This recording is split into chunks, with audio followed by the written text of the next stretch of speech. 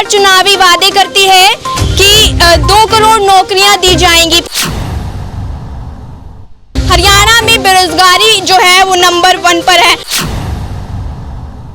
महिलाओं का एग्जाम है, सरकार को ये देखना चाहिए कि महिलाएं, आज की महिलाएं किसी भी क्षेत्र में पुरुषों से कम नहीं है।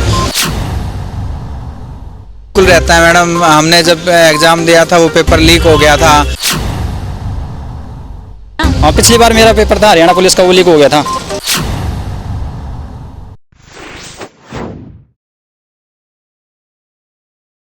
बच्चे परीक्षा की तैयारी करते हैं, उनके माँ बाप उन पर लाखों रुपए खर्च कर उन्हें परीक्षा की तैयारी करवाते हैं। उसके साथ साथ जब वो परीक्षा देने के लिए अपने सेंटर पहुंचते हैं, परीक्षा दे देते हैं, उसके बाद उन्हें सूचना मिलती है कि पेपर लीक हो गया। साथ ही साथ उनके सालों की मेहनत जो है उस पर पानी फिर जाता है।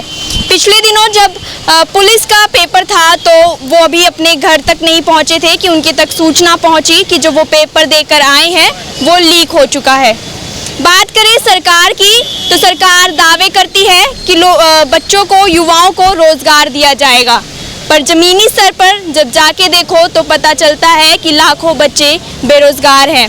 सरकार चुनावी वादे करती है कि 2 करोड़ नौकरियां दी जाएंगी पूरे देश भर में युवाओं को, पर जमीनी स्तर पर वो नौकरियां गायब नजर आती हैं। तो उसी को लेकर परीक्षा चल रही है। आज महिला कांस्टेबल की परीक्षा है। अंबाला की बात कर रही हूं मैं, और हरियाणा के 5 ऐसे जिले हैं जहां पर महिला कांस्टेबल की परीक्षा रखी गई है। अभी पिछले समय मैंने आपको दिखाया था पिछले दिनों कि जो सिविल सर्विसेज है उसका पेपर था, वो भी हमने कवरेज आपको दिखाई थी। फिलहाल हरियाणा सरकार की बात करूं तो हरियाणा सरकार ने, यहाँ के डिप्टी सीएम ने चुनावी वादे किए थे कि नौकरी दी जाएगी। जो बच्चे, जो युवा बेरोजगार हैं उन्हें नौकरियां दी जाएंगी, पर हालात इस तरीके से हैं कि बच्चे परीक्षा देने जाते हैं तो उसके बाद उन्हें सूचना मिलती है कि परीक्षा जो है वो लीक हो चुकी है, पेपर रद्द हो चुका है। तो उस समय जो विद्यार्थी परीक्षा की तैयारी करते हैं, सालों की उनकी मेहनत जो है वो कहीं ना कहीं पानी में फिर जाती है, और साथ ही साथ उनके माता पिता का लाखों का पैसा जो है वो भी पानी में फिर जाता है। क्योंकि जब परीक्षा लीक होती है तो जो बच्चे हैं उन पर दिमागी जो स्तर है उस पर काफ़ी प्रभाव पड़ता है।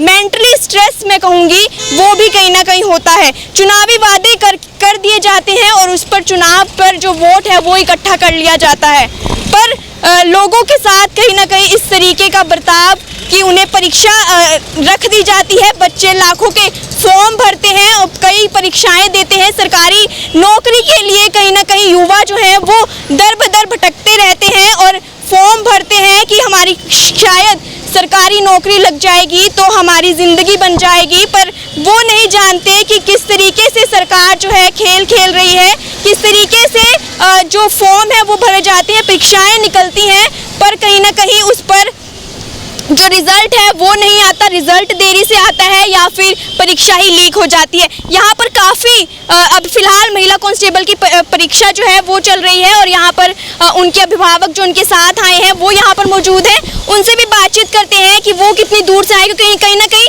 सेंटर की जो दूरी है, जो परीक्षा केंद्र है वो भी उनकी जगहों से काफ़ी दूर बनाए जाते हैं, और यहाँ पर मौजूद लोग हैं उनसे बातचीत करेंगे। तो कहाँ से आए हैं आप? मैं हिसार से आया हूँ मैडम। क्या परीक्षा केंद्र आपको पास लग रहा है इस वक्त? नहीं मैडम, अगर 50 से 60 किलोमीटर का दायरा हो तो बेस्ट रहता है, आने जाने में कोई परेशानी नहीं होती। अब घर से सुबह चलना और फिर शाम को, रात को मतलब घर में पहुंचना बहुत मतलब दूर का सफ़र है। इससे मैं भी परेशान होऊंगा, बच्चे भी परेशान होंगे, और जो है हमारा समय भी ख़राब होता है। अगर 50 से 60 किलोमीटर का दायरा अगर रख दिया जाए तो वो सबसे बेस्ट होता है जी, मेरे हिसाब से। तो आप यहाँ पे सुबह से ही मौजूद हैं? जी मैम, मैं सुबह से ही मौजूद हूँ यहाँ पे। परीक्षा देने के लिए कौन आया?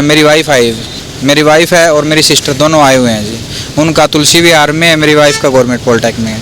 तो कहीं ना कहीं सरकार ने ये दावे किए थे कि परीक्षा केंद्र जो है वो आस-पास रखा जाएगा, पर फिलहाल इतनी ज़्यादा दूर है, क्या कहना चाहेंगे? मैम दूर हैं लोग, परेशान हैं, माता पिता सुबह घर से निकले हुए हैं, कोई 5 बजे निकला है, कोई 7 बजे निकला है, और कोई किसी को साधन ही नहीं मिल पाया, किसी का पेपर रह गया है। बहुत सारे लोग परेशान हैं, जिसकी वजह से मतलब काफ़ी सारी दिक्कतों का सामना करना पड़ रहा है।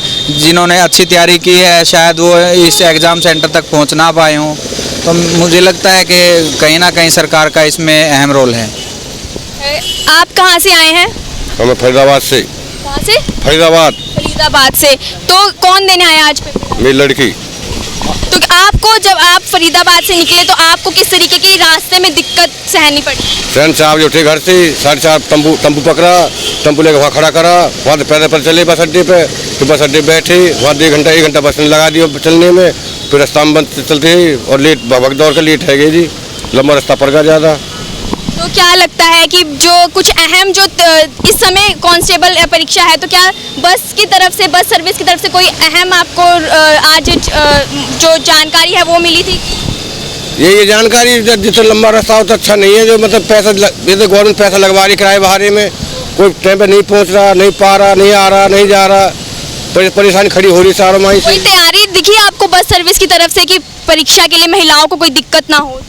नहीं फिलहाल तो हम तो सब आए सही रहे, लेकिन और परेशानी बहुत हुई, क्यों जो गाड़ी पीछे भर गई आगे जगह नहीं रही उसमें, तो परेशानी रही है। सरकार ने कोई पुख्ता इंतजाम नहीं किया मैम इस चीज़ के लिए। जबकि महिलाओं का एग्ज़ाम है, सरकार को ये देखना चाहिए कि महिलाएं, आज की महिलाएं किसी भी क्षेत्र में पुरुषों से कम नहीं हैं, उसके बावजूद भी महिलाओं के लिए कोई सरकार ने सुविधा नहीं रखी हुई। रोडवेज की जो बसें हैं वो अपना शेड्यूल से चलती हैं, वो किसी को छोड़े रहे, और यहाँ पे भी अगर आप देख रहे हैं तो ट्रैफिक का भी बहुत बुरा हाल है। मतलब कहने का ये है कि भाई बहुत ज़्यादा परेशान, जो बुज़ुर्ग लोग हैं वो ज़्यादा परेशान हुए हैं, हमारे जैसे यंग जनरेशन है उन्होंने तो अपना देख लिया जैसा भी है, लेकिन बुज़ुर्ग लोग ज़्यादा परेशान हुए। इससे मेरा तो यही है कि भाई सरकार को या तो पुख्ता तैयारी के साथ में ये एग्ज़ाम लेना चाहिए था, या फिर इस एग्ज़ाम की डेट आगे एक्सटेंड कर लेनी चाहिए थी। क्या पेपर लीक का भी कोई डर रहता है मन में जब परीक्षा की तैयारी करते हैं? हाँ बिल्कुल रहता है मैडम। हमने जब एग्ज़ाम दिया था वो पेपर लीक हो गया था, बड़ी तैयारी की थी, उम्मीद थी कहीं ना कहीं हम सफल होंगे, पर जब जानकारी मिली कि पेपर लीक हो गया तो बहुत ज़्यादा मेंटली स्ट्रेस हुआ है आदमी। मतलब जब इतनी मेहनत करता है और उसके बावजूद वो चीज़ रद्द हो जाती है तो उसको बड़ा दुख लगता है। आप भी मतलब किसी परीक्षा की तैयारी कर रहे हैं?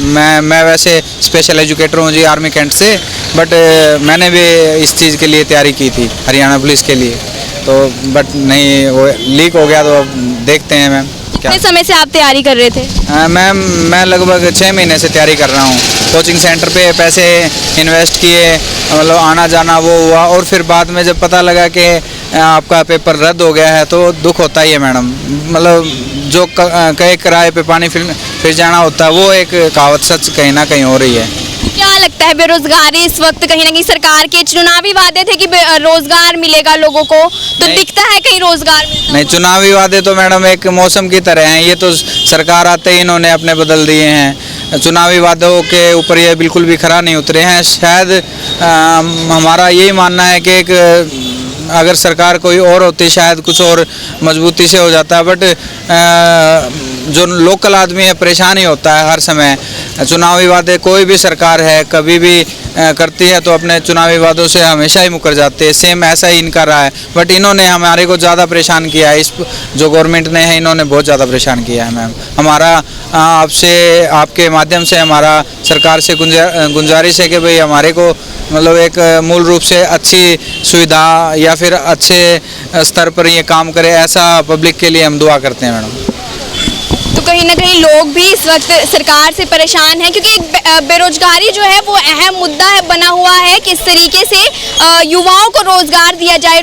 जो युवा है वो पढ़ लिख कर बेरोजगार बैठे हैं, तो यहाँ पर और भी लोग मौजूद हैं, उनसे बातचीत करेंगे। कहाँ से आए हैं सर आप? मैं दिल्ली से आया मैम। दिल्ली से आए, यहाँ तक आने में क्या कोई परेशानी हुई आपको? क्या कोई स्पेशल बस सर्विस आपको नजर आई? स्पेशल तो परेशानी तो कुछ नहीं मैम, सही है, जैसा भी है बढ़िया है, बस थोड़ा टाइम ज़्यादा लगता है, 6-7 घंटे लग गए आने में। तो सेंटर की दूरी काफ़ी ज़्यादा है। पेपर कहाँ से भरा था आप? फॉर्म मैं वैसे तो हरियाणा से भरा, गुड़गांव से। तो सेंटर दूर है, क्या इस पे आप कुछ कहना चाहेंगे? नहीं मैम, कुछ नहीं कहना चाहूँगा। अच्छी सुविधा है। लड़कियों का अलग से पेपर हो रहा है, पहले तो लड़कियों के साथ होता था, तो सही है, इतना वो नहीं है। आपकी वाइफ पेपर देने आई? हाँ जी मैम, मेरी वाइफ है सुदेश। क्या जब परीक्षा की तैयारी करते हैं तो पेपर लीक होने का भी डर बना रहता है? ये तो डर होता है मैम, लेकिन अपनी तैयारी तो करनी चाहिए। पेपर लीक हो या कुछ भी हो, पेपर लीक हो या कुछ भी, अपनी तैयारी तो करनी चाहिए। पर कहीं ना कहीं मेहनत जो है वो तो हमारी पूरी चली जाती है ना। हाँ, पिछली बार मेरा पेपर था हरियाणा पुलिस का, वो लीक हो गया था। अब आगे देखते कब होगा। कितने समय से आप तैयारी कर रहे थे परीक्षा की? मैम हो गया 1 साल हो गया।